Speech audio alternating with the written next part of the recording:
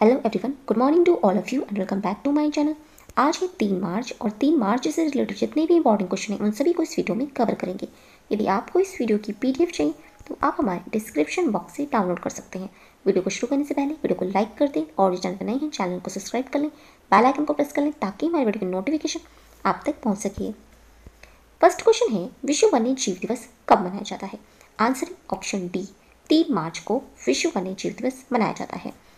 20 दिसंबर 2013 को संयुक्त राष्ट्र महासभा ने अपने 68वीं महासभा में वन्य जीवों को सुरक्षा के प्रति लोगों को जागरूक करने हेतु 3 मार्च को प्रतिवर्ष विश्व वन्य जीव दिवस मनाने की घोषणा की थी।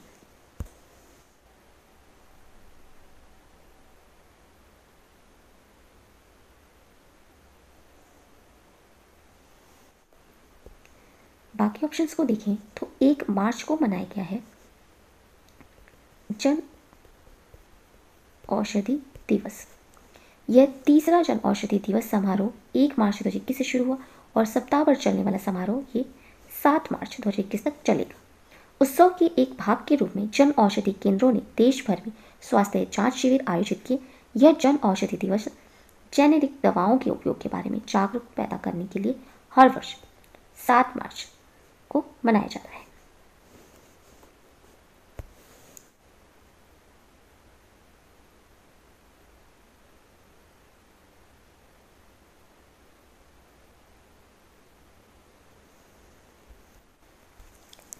एक मार्च को मनाया गया है शून्य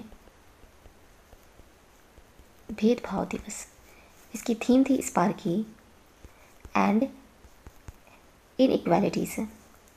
1 मार्च को ही मनाया गया है विश्व नागरिक सुरक्षा दिवस और इसकी थीम थी इस बार की civil defence and a first aider in every home. 27 फरवरी को मनाया गया है प्रोटीन दिवस और 27 फरवरी को मनाया गया था विश्व एनजीओ दिवस। 28 फरवरी को मनाया गया है राष्ट्रीय विज्ञान दिवस और इसकी थीम थी इस बार की the futures of impact in education skill and work. Next question है, हाल ही में केरल के मुख्य सचिव के रूप में किसने कार्यभार संभाला है? आंसर है ऑप्शन सी, वीपी जॉय ने केरल के मुख्य सचिव के रूप में कार्यभार संभाला है। इन्होंने विश्वास मेहता की जगह ली है और केरल कैडर के ये 1987 बैच के आईएएस अधिकारी हैं।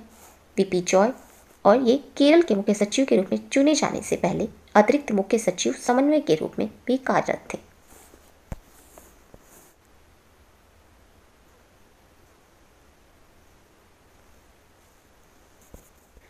नेक्स्ट क्वेश्चन है, हाल ही में किसने प्रेस सूचना ब्यूरो के प्रधान महानिदेशक के रूप में पदभार ग्रहण किया है? Answer option D, Jaideep Bhatnagar ने प्रेस सूचना ब्यूरो के प्रधान महानिदेशक के रूप में पदभार ग्रहण किया है। वह 1986 के भारतीय सूचना सेवा के एक अधिकारी हैं और ये पहले दूरदर्शन समाचार और दूरदर्शन के वाणिज्यिक बिक्री और विपणन प्रभाग के प्रमुख के रूप में कार्य कर चुके हैं। इन्होंने 20 देशों को कवर करने वाले प्रसार भारती के पश्चिम एशिया के विशेष संवाददाता के रूप में भी काम किया है।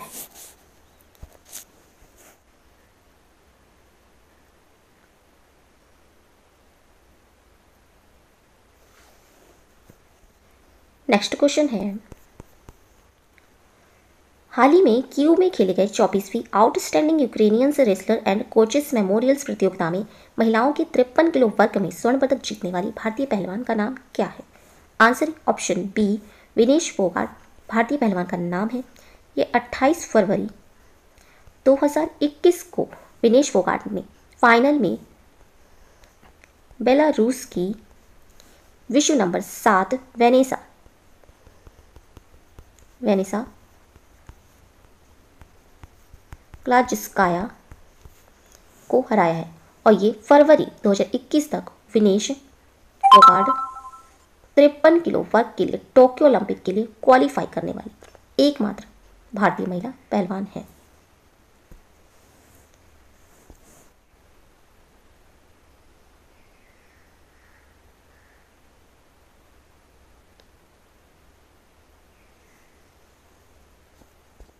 नेक्स्ट क्वेश्चन है, हाल ही में गोल्डन ग्लोब अवार्ड्स 2021 की घोषणा की गई। इसमें इस अमेरिकी टीवी श्रृंखला ने सबसे अधिक 4 पुरस्कार जीते हैं। आंसर है ऑप्शन सी, द क्राउन। अमेरिकी टीवी श्रृंखला ने सबसे अधिक 4 पुरस्कार जीते हैं। गोल्डन ग्लोब अवार्ड्स 2021 को अमेरिकी और अंतर्राष्ट्रीय तथा अमेरिकी टेलीविजन दोनों में फिल्म की उत्कृष्टता के सम्मान में आयोजित किया गया है। यह वार्षिक कार्यक्रम का 78वां संस्करण है, जिसमें हॉलीवुड्स फॉरेन प्रेस एसोसिएशन द्वारा चुनी गई अमेरिकी टेलीविजन में सर्वश्रेष्ठ प्रदर्शन के साथ साथ 2020 और 2021 की शुरुआत की फिल्मों को सम्मानित किया गया है। गोल्डन ग्लोब अवार्ड 2021 में बेस्ट फिल्म ड्रामा का अवार्ड मिला है नॉमलैंड को। बेस्ट डायरेक्टर्स का अवार्ड मिला है नॉमलैंड के लिए चॉय झाओ को। बेस्ट एक्ट्रेस का अवार्ड मिला है एंड्रा डे को। बेस्ट एक्टर का अवार्ड मिला है मार्क रेनिस ब्लैक बॉटम्स के लिए चाडविक बॉसमैन को। Best foreign language film award मिला है मिनारी को। बेस्ट एनिमेटेड फीचर फिल्म का अवार्ड मिला है सोल को। बेस्ट ओरिजिनल स्कोर अवार्ड मिला है सोल को। बेस्ट ओरिजिनल सॉन्ग्स का अवार्ड मिला है द लाइफ अहेड से लोसी को। बेस्ट टीवी सीरीज अवार्ड मिला है ड्रामा के लिए द क्राउन को। बेस्ट एक्ट्रेस ड्रामा का अवार्ड मिला है द क्राउन के लिए एमा कॉरिन को। और बेस्ट एक्टर्स ड्रामा अवार्ड मिला है द क्राउन के लिए जोश ओकोनर को।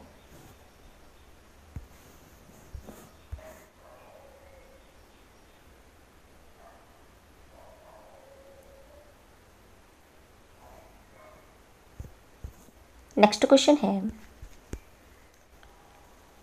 हाल ही में प्रकाशित पुस्तक Advantage India the story of Indian tennis के लेखक कौन है? आंसर है option C, Anindya Dutta. Advantage India the story of Indian tennis पुस्तक के लेखक हैं। एक बैंकर से लेखक बने अनिंद दत्ता ने इन पुस्तक में एडवांटेज इंडिया डबल्स गेम्स पर और भारत में महिला टेनिस पर एक विशेष खंड के साथ भारतीय टेनिस की यात्रा का एक अच्छा वर्णन किया है। पुस्तक का प्रकाशन वेस्टलैंड पब्लिकेशंस द्वारा किया गया है।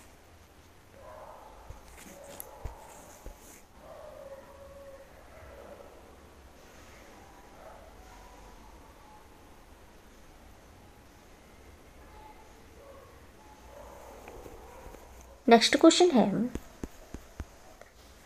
हाल ही में ई दाखिला पोर्टल किससे संबंधित है? आंसर ऑप्शन बी, उपभोक्ता शिकायत समाधान से संबंधित है ई दाखिला पोर्टल। इसे केंद्र सरकार द्वारा शुरू किया गया ई दाखिला पोर्टल उपभोक्ता शिकायत के ऑनलाइन समाधान के लिए शुरू किया गया है।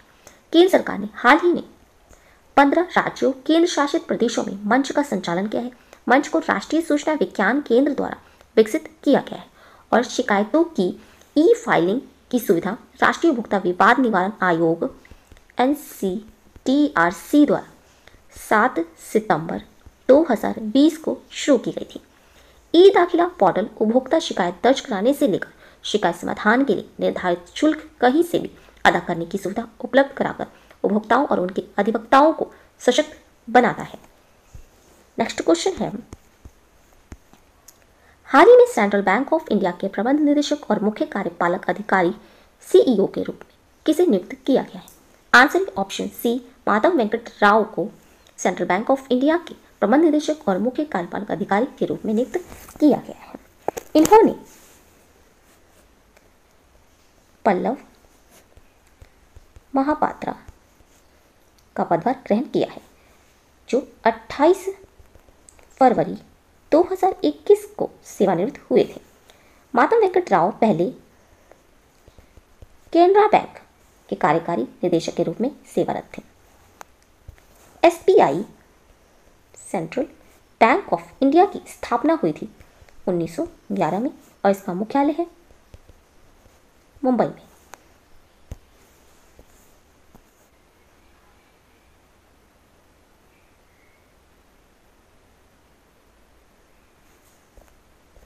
नेक्स्ट क्वेश्चन है, हाल ही में लॉन्च पुस्तक ग्रैंड्स ऑफ स्टारडस्ट के लेखक कौन है? आंसर है option C Vismaya Mohanlal grains of stardust पुस्तक के लेखक हैं।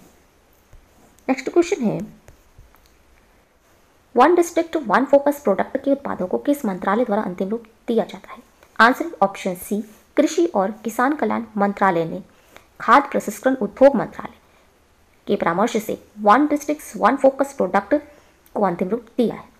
देश भर के 728 जिलों के लिए कृषि, बागवानी, पशु, पोल्ट्री, दूध, मत्स्य पालन, जलीय कृषि, समुद्री क्षेत्रों से उत्पादों की पहचान की गई है और उत्पादों की सूची को राज्यों, केंद्र शासित प्रदेशों और भारतीय कृषि अनुसंधान परिषद से जानकारी लेने के बाद अंतिम रूप दिया गया है। नेक्स्ट क्वेश्चन है, हाल ही में सुगम में भारत ऐप एक्सेस दी फोटा डाइजेस्ट नामक एक पुस्तक का विकास किस संगठन ने किया है? आंसर है ऑप्शन ए विकलांग व्यक्ति सशक्तिकरण विभाग, सामाजिक न्याय एवं अधिकारिता मंत्रालय ने सुगम में भारत ऐप और एक्सेस दी फोटा डाइजेस्ट नामक एक पुस्तक का विकास किया है। नेक्स्ट क्वेश्चन है, हाल ही में ऑस्ट्रेलिया में भारत के अगले उच्चायुक्त के रूप में किसे नियुक्त किया गया है? Answer option A Manpreet Vohra को ऑस्ट्रेलिया में भारत के अगले उच्चायुक्त के रूप में नियुक्त किया गया है। ये वर्तमान में मैक्सिको में भारत के राजदूत के रूप में कार्यरत है और मनप्रीत वोहरा 1988 बैच के भारतीय विदेश सेवा अधिकारी हैं।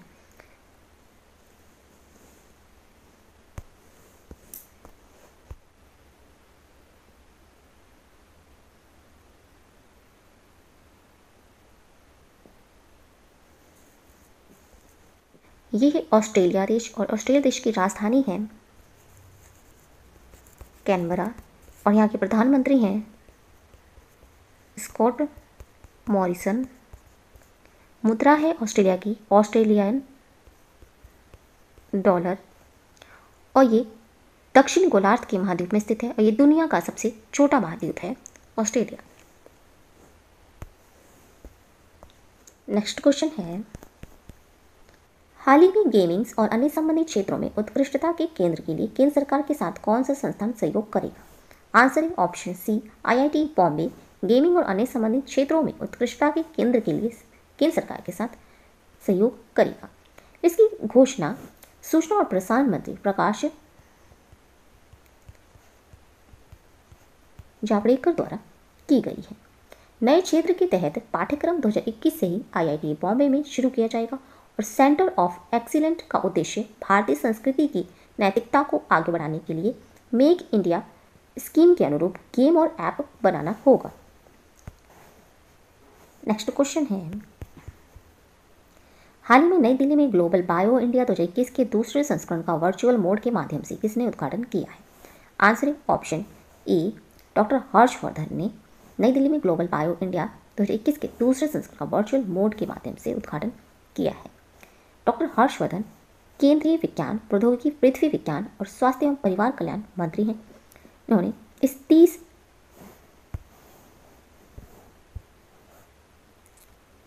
हाल ही में नई दिल्ली में ग्लोबल बायो इंडिया 2021 के दूसरे संस्करण का वर्चुअल मोड के माध्यम से किसने उद्घाटन किया है? Answer option A doctor Harshvardhan नई दिल्ली में ग्लोबल बायो इंडिया 2021 के दूसरे हाल ही में नई दिल्ली में ग्लोबल बायो इंडिया 2021 के दूसरे संस्करण का वर्चुअल मोड के माध्यम से किसने उद्घाटन किया है? Answer option A doctor Harshvardhan ने नई दिल्ली में ग्लोबल बायो इंडिया 2021 के दूसरे संस्करण का वर्चुअल मोड के माध्यम से उद्घाटन किया है। डॉक्टर हर्षवर्धन ये केंद्रीय विज्ञान प्रौद्योगिकी, पृथ्वी विज्ञान और स्वास्थ्य एवं परिवार कल्याण मंत्री हैं। इस 3 दिवसीय कार्यक्रम को 1 मार्च से 3 मार्च 2021 तक डिजिटल मंच पर आयोजित किया जा रहा है। इसका हाल ही में नई दिल्ली में ग्लोबल बायो इंडिया 2021 के दूसरे संस्करण का वर्चुअल मोड के माध्यम से किसने उद्घाटन किया है? Answer option A doctor Harshvardhan ने नई दिल्ली में ग्लोबल बायो इंडिया 2021 के दूसरे संस्करण का वर्चुअल मोड के माध्यम से उद्घाटन किया है।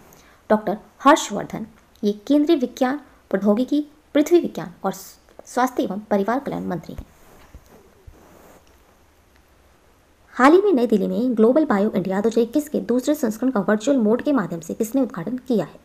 आंसर है ऑप्शन ए डॉक्टर हर्षवर्धन ने नई दिल्ली में ग्लोबल बायो इंडिया 2021 के दूसरे संस्करण का वर्चुअल मोड के माध्यम से उद्घाटन किया है।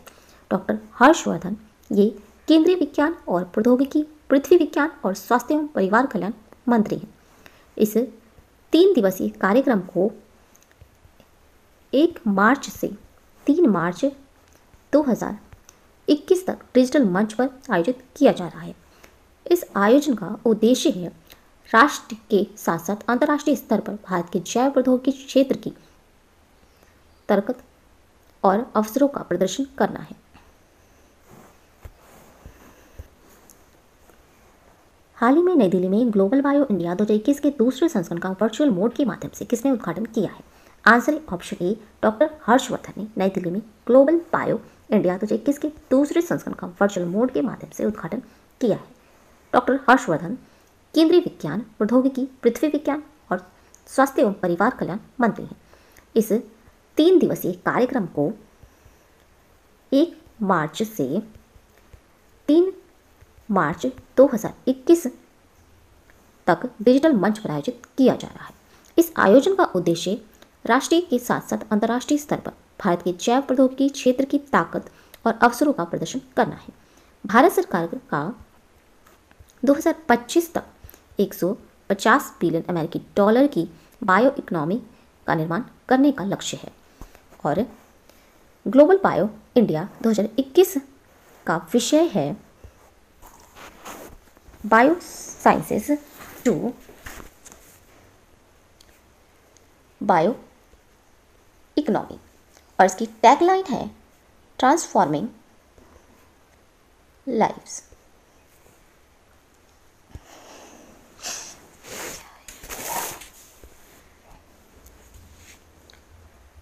हाल ही में नई दिल्ली में ग्लोबल बायो इंडिया 2021 के दूसरे संस्करण का वर्चुअल मोड के माध्यम से किसने उद्घाटन किया है? Answer option A doctor Harshvardhan ने नई दिल्ली में ग्लोबल बायो इंडिया 2021 के दूसरे संस्करण का वर्चुअल मोड के माध्यम से उद्घाटन किया है।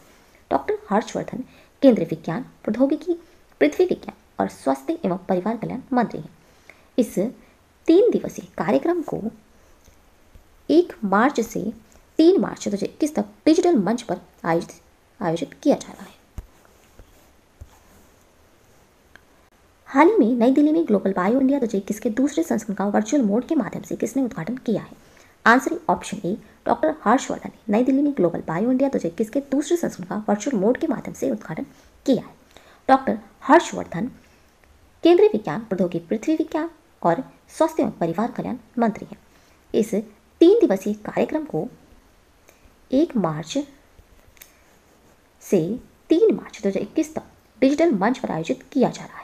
इस आयोजन का उद्देश्य राष्ट्रीय के साथ साथ अंतर्राष्ट्रीय स्तर पर भारत के जैव प्रौद्योगिकी क्षेत्र की ताकत और अवसरों का प्रदर्शन करना है। भारत सरकार का 2025 तक 150 बिलियन अमेरिकी डॉलर की बायो इकोनॉमी का निर्माण करने का लक्ष्य है। ग्लोबल बायो इंडिया 2021 का विषय है bio sciences to bio economy और इसकी टैगलाइन है ट्रांसफॉर्मिंग लाइव्स।